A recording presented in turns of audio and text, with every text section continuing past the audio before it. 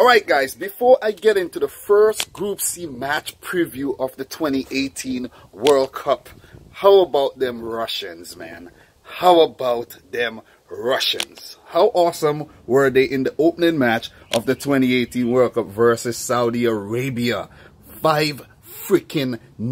You heard it right. 5-0. Guys, no one could have predicted this scoreline. No one. 5-0, and all the goals were awesome. Golovin was awesome, Cheryshev was awesome, and Artem Zhuba as well was on the ball. But before I go really off tangent, let's get into the Group C match prediction between France and Australia. In Group C, we have France, Australia, Peru, and Denmark. But France and Australia kicks it off first in the 2018 World Cup. For France, they're also known as Le Bleu or the Blues. And this would be their 15th World Cup appearance. They were winners of the 1998 World Cup, which they hosted. And they were runners-up 8 years later in 2006. They placed third in both 1958 and 1986 and finished fourth in 1982. They got to the quarterfinal in 1938, a World Cup which they also hosted, and they also made a quarterfinal run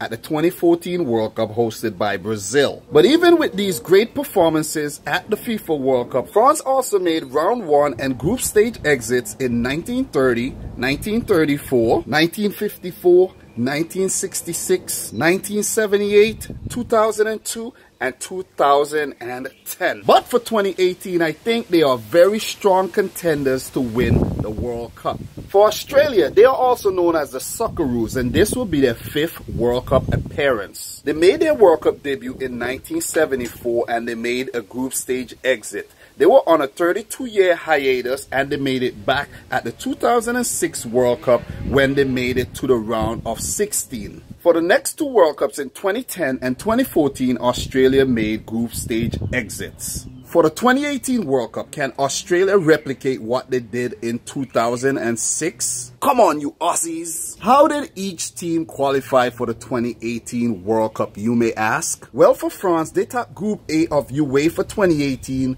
World Cup qualifiers. Well, as for Australia, they placed third in their group behind Japan and Saudi Arabia and were forced to play an AFC playoff tie versus Syria, which they won, and went on to play the Intercontinental playoff versus Honduras, which they also won. Australia played a total of 22 matches to qualify for the 2018 World Cup. Wow. What are my 2018 World Cup predictions for both teams? Like, how far do I think France and Australia will get in the tournament? For France, I think they could make a semi-final run this time around. What a squad they boast. For Australia, I'm going to predict another group stage exit. The trend continues from 2010 and 2014. Head to head, France versus Australia. How many times have these two teams met each other in the past? Well, France and Australia have played each other on 4 occasions dating back to 1994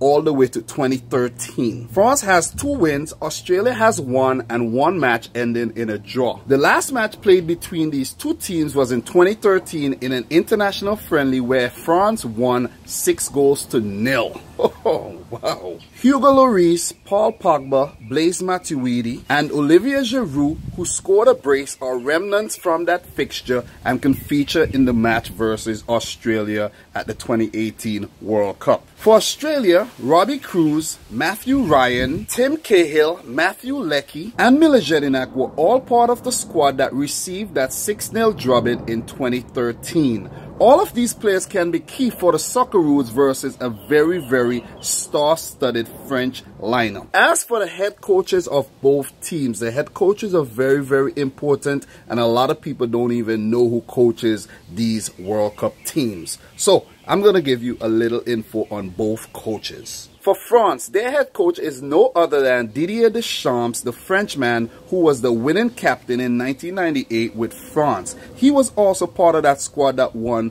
Euro 2000. As the manager of France, his best achievement is a silver medal at the 2016 Euros, which France hosted, and he has been the head coach of France since 2012, where in 77 matches he has 48 wins, 14 draws and 15 losses. This gives him a win percentage of 62.3. Pretty damn good if you ask me. Can Didier Deschamps become the third man to win the World Cup as captain and as head coach after Mario Zagallo did it for Brazil and Franz Beckenbauer did it for West Germany? For Australia, their head coach is no other than Dutchman Bert van Marwijk, who was the former Saudi Arabian head coach and the former head coach of a Netherlands team who got all the way to the finals of the 2010 World Cup but lost. He has been the head coach of Australia since January 2018 when Ange Postecoglou stepped down after taking Australia to another World Cup. Bert van Marwijk has only been in charge of Australia for 4 matches, winning 2, drawing 1 and losing 1. So that gives him a win percentage of 50%. And even though he was not present during Australia's arduous World Cup qualification process, he is still a very, very proven coach at the highest level. So look out for Australia and Bert van Marwijk at the 2018 World Cup.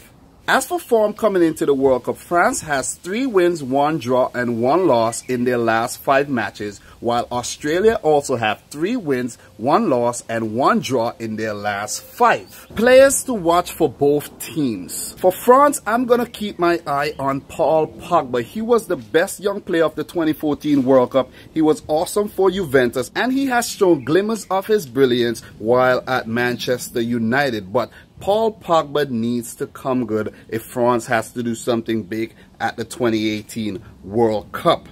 Another player to watch is also N'Golo Kante, one of the best defensive midfielders in the world. Kante is a key man for France and he will be winning the ball back for France in the middle of the field, annoying both midfielders and attackers alike. Also, Antoine Griezmann, he is a star and he would need to shine for France at the 2018 World Cup, and I think he will do so.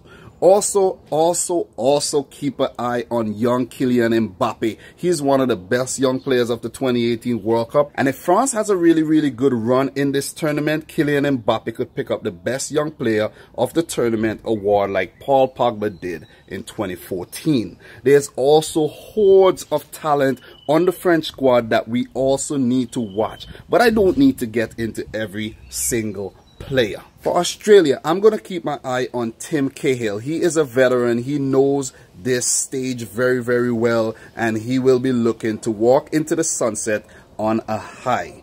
Also, Aaron Moy, oh my God, linking up play in the midfield. This guy is really good. He was a former Manchester City player, now plays for Huddersfield Town, and is one of the reasons why Huddersfield survived a very difficult season in the English Premier League. Another key player for Australia will be their goalkeeper, Matt Ryan. He plays for Brighton and Hove Albion in the English Premier League, and he is one of the reasons why they stayed up as well. So with France being so attacking, you have guys like Ousmane Dembele, Olivier Giroud, Kylian Mbappe, Antoine Griezmann, Paul Pogba, and all these guys gonna be hitting shots at you. Matt Ryan needs to be on his P's and Q's if Australia is to achieve any sort of positive result from this fixture. But now for the sweetest part of the video, my prediction. With all that said, I'm still gonna predict a 3-0 win for France. Easy does it, LeBlanc. Make me eat my words, Australia. Guys, as usual, these are only my opinions. May the best team win on the day. Now for question of the day, guys. Question of the day. Make sure you answer it. Who will win Best Young Player of the Tournament award after Paul Pogba did it in the 2014 event? So guys, if you're new to the channel, make sure you hit the subscribe button, smash your thumbs up button. Let me know your thoughts in the comment section down below. And until next time, peace out. Rich Squad!